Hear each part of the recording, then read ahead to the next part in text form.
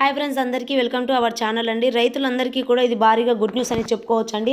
రైతు భరోసా నిధులు విడుదల కోసం మన సీఎం చంద్రబాబు నాయుడు గారు మొన్న జరిగిన అసెంబ్లీ సమావేశంలో అయితే కీలక నిర్ణయాలు అయితే తీసుకొని రైతుల ఖాతాలో అయితే నేరుగా డబ్బులు అనేది జమ కావాలని అయితే చెప్పడం అయితే జరిగిందండి.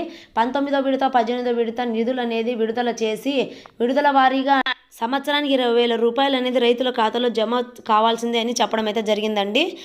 పంట పెట్టుబడి సాయం కింద అందించే రైతు భరోసా స్కీము నిధులు విడుదల చేసేందుకు ఈ ప్రయత్నం అయితే చేశారని మన సీఎం గారు. విడతల వారీగా రైతు భరోసా నిధులు విడుదల చేసేందుకు ప్రభుత్వం తాజాగా 2 ఎకరాల వరకు భూమి ఉన్న రైతులకైతే 2025 ఫిబ్రవరి 10వ తేదీన 2,223 కోట్లు నిధులు అనేది రిలీజ్ చేయడం అయితే జరిగిందండి. తొలి విడతలో ఎకరం లోపు భూమి ఉన్న రైతులకు నిధులు విడుదల చేసే సంగతి మనకు తెలిసిందండి.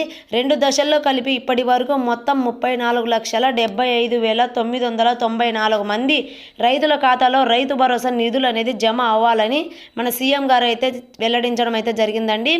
రైతు భరోసా నిధులు విడుదల కావడంతో రైతులు హర్షం వ్యక్తం చేస్తున్నారు. రైతు భరోసా కింద రాష్ట్రంలో ప్రతి రైతు కూడా ఎకరానికి 15,000 రూపాయలు పంట పెట్టుబడి సాయంగా అందిస్తామని అయితే మన ప్రభుత్వం అయితే చెప్పడం అయితే జరిగిందండి. హామీ ఇచ్చిన విషయం తెలిసిందే. ఈ క్రమంలోనే వచ్చే సీజన్కు సంబంధించి నిధులు అనేది ప్రభుత్వం నేరుగా ఖాతాలో జమ చేయాలని అయితే చెప్పడం అయితే జరిగిందండి. పోయిన నెల 26వ తేదీ నుంచి మళ్ళీ ఈ నెల 30వ తేదీ వరకు ప్రతి రైతు ఖాతాలో నేరుగా డబ్బులు అనేది పడాలని అయితే ప్రభుత్వం అయితే చెప్పడం అయితే జరిగిందండి.